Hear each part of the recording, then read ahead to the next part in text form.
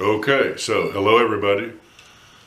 It's time now for Mystery Trail. Your host Tom. I'm here to talk about the Kentucky Wildman sighting that I had. Okay, so it was in 1987. In Kentucky, there's a place called Cave Run Lake. And Cave Run Lake is a man-made dammed lake. It's a recreational lake, and they flooded an entire area of the Licking River to make the lake. And there used to be a couple of towns there that are now underwater. One of them is called Zilpo. So at Zilpo, they still call it that. It's Zilpo campground. And the thing about it is they have a beach there and all that. When we were kids, we went up there in a '79 pickup truck that I had. And late at night, we were going to go camping all night. We didn't camp there, but these days it's a paid campground. But I think you could camp for free back then.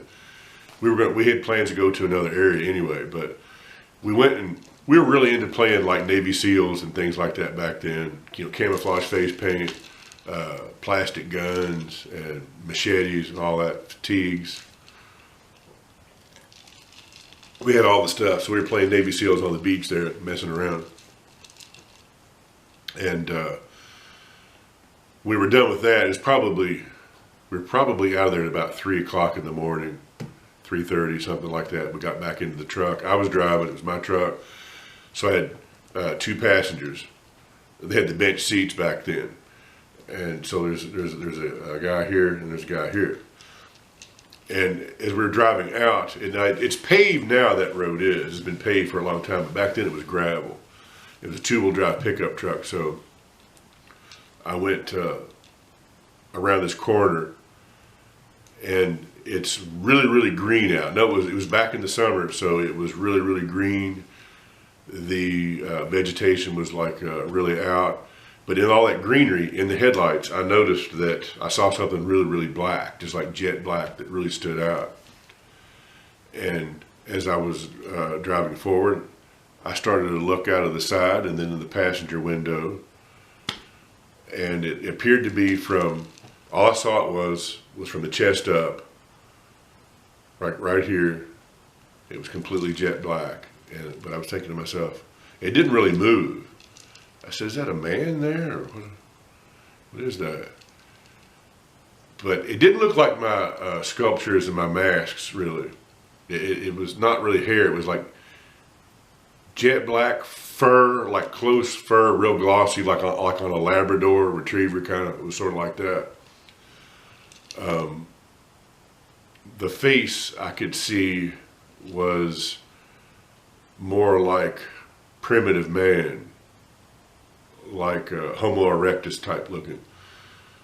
Like the forehead, I only saw it from one side because it was so dark. On one side I saw the light reflected onto it.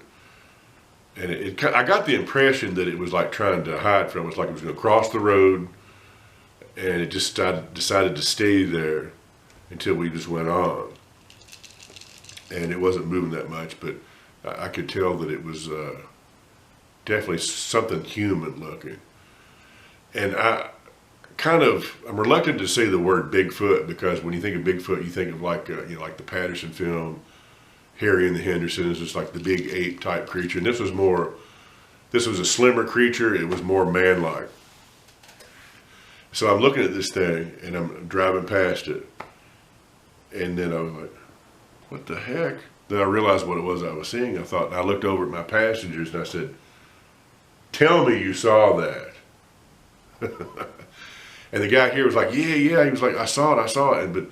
And the guy on the far passenger side, apparently he was looking out that direction. He wasn't looking this direction. He was like, what was it?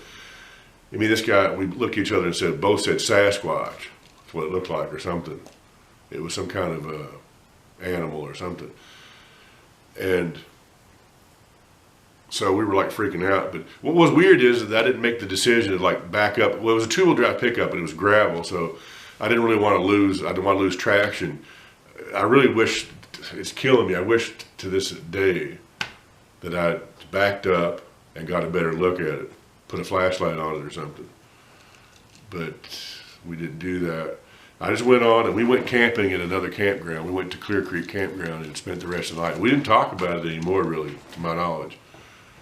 We didn't really think much more about it, but it was just such a bizarre situation that I wish I'd investigated further.